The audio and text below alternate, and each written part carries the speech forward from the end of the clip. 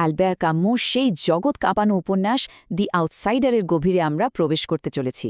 ১৯৪২ সালে প্রকাশিত এই বইটা আসলে শুধু একটা গল্প নয়, এটা একটা দর্শন, এমন একটা দর্শন যা আমাদের সমাজের নিয়মকানুন আর জীবনের মানে নিয়ে সরাসরি প্রশ্ন তোলে। তো চলুন এই অসাধারণ যাত্রার শুরুটা করা যাক। ভাবুন তো একবার, বিশ্ব সাহিত্যের অন্যতম বিখ্যাত একটা বই শুরু হচ্ছে এই লাইনটা দিয়ে। এই একটা বাক্য পড়েই কিন্তু বোঝা যায় যে গল্পের নায়ক মিউর্সো কতটা আবেগহীন, কতটা নির্লিপ্ত একজন মানুষ। নিজের মায়ের মৃত্যুতেও সে যেন নির্বিকার। আর ঠিক এখান থেকেই শুরু হয় সমাজের সাথে তার দূরত্বের গল্পটা। আর এটাই হলো এই উপন্যাসের একেবারে মূল রহস্য।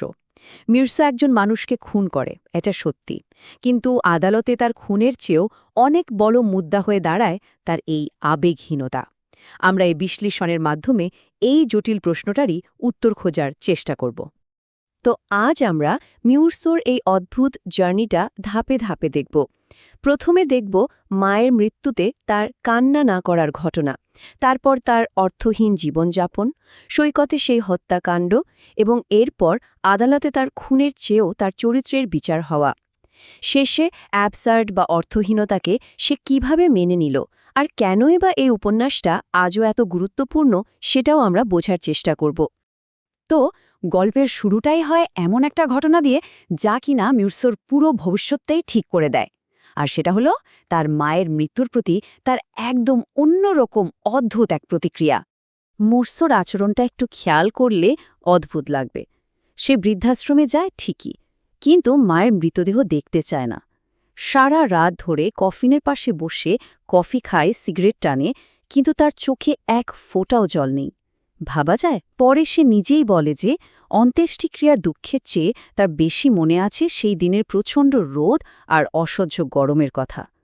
সমাজ যে শোকটা দেখতে চায় তার ছিটে ফোঁটাও তার মধ্যে নেই। আর এটাই তার বিরুদ্ধে ওঠা প্রথম অভিযোগ হয়ে দাঁড়ায়। তো এই যে আবেগহীনতা, এটা শুধু মায়ের মৃত্যুতেই কিন্তু থেমে থাকেনি।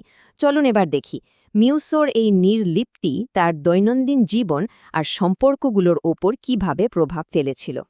মায়ের অন্ত্যেষ্টিক্রিয়ার ঠিক পরের দিন, ঠিক পরের দিনই মির্জো সমুদ্রে সাঁতার কাটতে যায়, আর সেখানে তার প্রাক্তন সহকর্মী ম্যারির সাথে একটা নতুন সম্পর্কে জড়ায়। শোক করার কোনো চিহ্নই নেই তার মধ্যে, সে খুব দ্রুতই শারীরিক আনন্দে ফিরে যায়। তার উদাসীনতা যে কতটা গভীর তা এই ঘটনাটা থেকে বোঝা যায়। ম্যারি যখন তাকে জিজ্ঞেস করে সে তাকে ভালোবাসে কি না, মির্জো কি উত্তর দেয় জানেন? সে বলে, এই প্রশ্নের কোনো মানেই হয় না। তবে ম্যারি যদি চায় তাহলে সে তাকে বিয়ে করতে রাজি আছে। মানে ভালোবাসা বা প্রতিশ্রুতির মতো সামাজিক ধারণাগুলো তার কাছে একেবারেই অর্থহীন। এখানেই শেষ নয়, তার প্রতিবেশী রেমেন যখন তার প্রেমিকাকে ঠকানোর জন্য একটা চিঠি লিখতে সাহায্য চায়, মির্সো বিন্দুমাত্র দ্বিধা না করে রাজি হয়ে যায়। কাজটা ঠিক হচ্ছে না ভুল সেই ভাবনাটাই তার মাথায় আসছে না।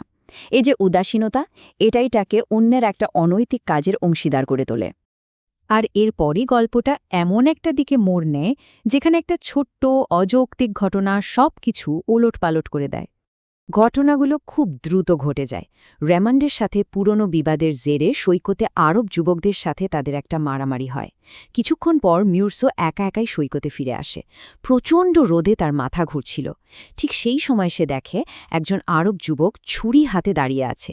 সূর্যের আলো এসে তার চোখে পড়ায় সব ঝাপসা হয়ে যায়, আর সেই অবস্থাতেই সে প্রথম গুলিটা চালায়। কিন্তু এখানেই শেষ নয়, এরপর ওই নিথর দেহটার ওপর সে আরও চারবার গুলি চালায়। এই অতিরিক্ত 4টে গুলি যেন তার ভেতরকার সমস্ত অযৌক্তিকতাকে বের করে আনে।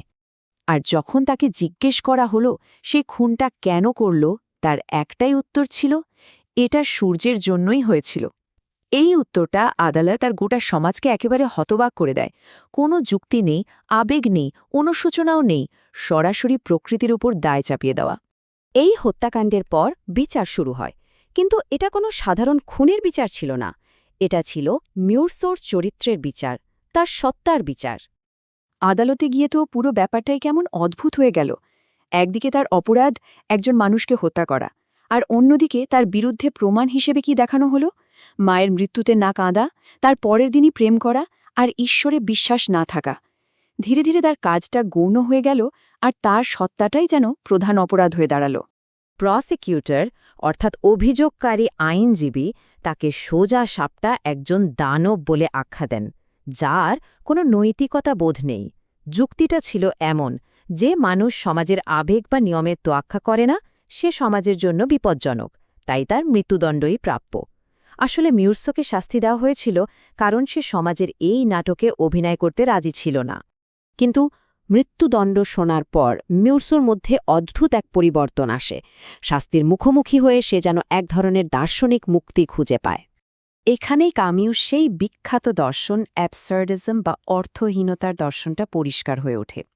মানে ব্যাপারটা হলো, আমরা মানুষরা সারা জীবন ধরে জীবনের একটা অর্থ খুঁজে বেড়ায়, কিন্তু এই মহাবিশ্ব সে নীরব, উদাসীন এবং তার কোনো অর্থ নেই।